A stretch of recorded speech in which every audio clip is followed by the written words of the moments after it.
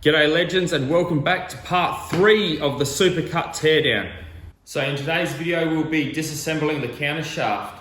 We've also got a new sticker for the sticker swap, so hang around to the end and we'll slap that up on the board as well. So we've been making a bit of progress behind the scenes in the blast cabinet. There's a bit of an example, there's the toolbox. Now at this stage I might just put some short form videos up of the sandblasting and undercoating process. Unless, of course, you guys want to see a full-length video on that. In that case, let me know in the comments. Let's get into it.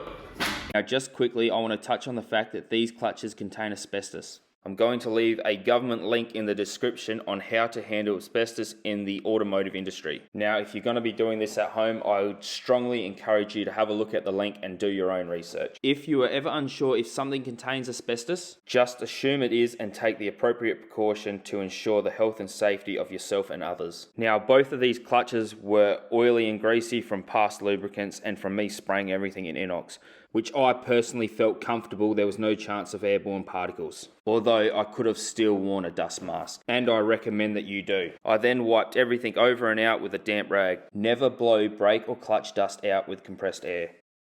Alright, again we've got the locking nuts set up on here, so we back that one off and wind the inner out. I want to release this, I guess you'd call it the sprocket hub. And for the time being, I'm going to leave the sprocket on here in hope to use it to tap it off the shaft. Let's see how we go. Now I've got some soft jaws in the vise there so I don't damage the shaft. Now I would recommend that you don't do what I did, and the first thing I would do if I'd done it again is pull them clutch shoes out. Now there's more chance of me dropping that and moving them around, and more chance of creating unwanted dust.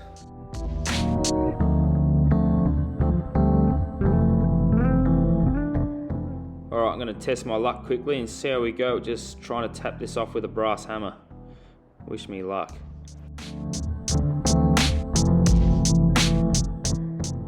No damn chance. Time to move on to plan B.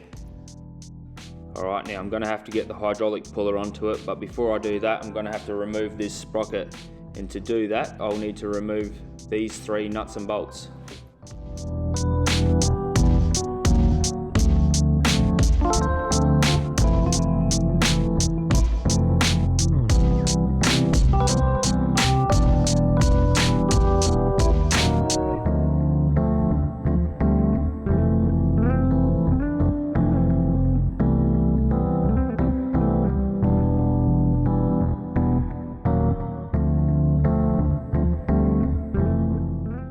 I've just realised that on this sprocket hub, when they've tapped it on the shaft, they've burred the edge over, which is preventing me from getting the sprocket off. So I'm going to have to tap it back on and file that burr off.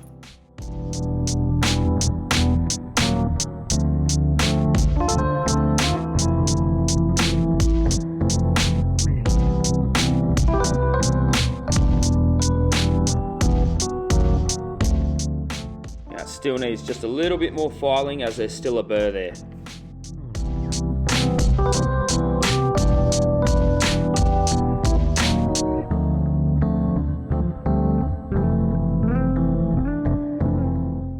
And it's off. Grandad's trusty puller again. I'd be lost without it.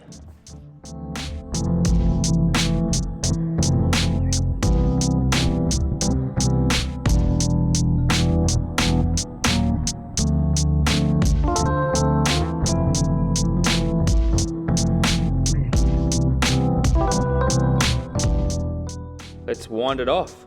This will take a couple of bites to get it all the way.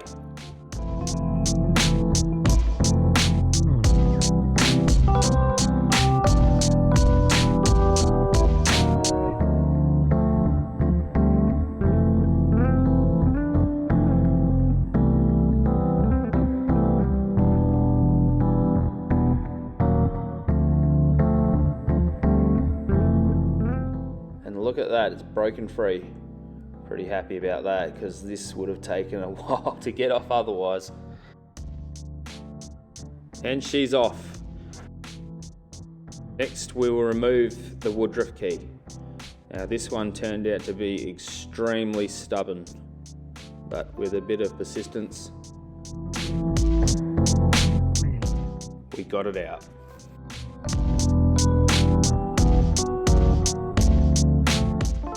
Now there's just a little bit of rust and some burrs around the keyway that will need to be removed so that we can continue disassembling this countershaft.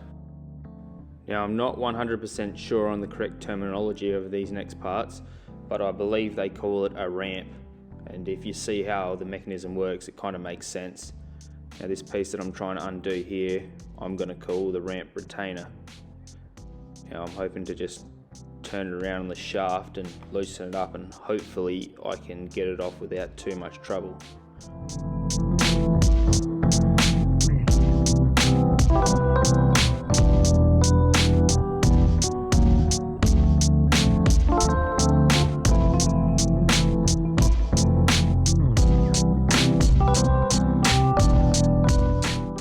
And it come off without too much trouble at all once we got them burrs out the way.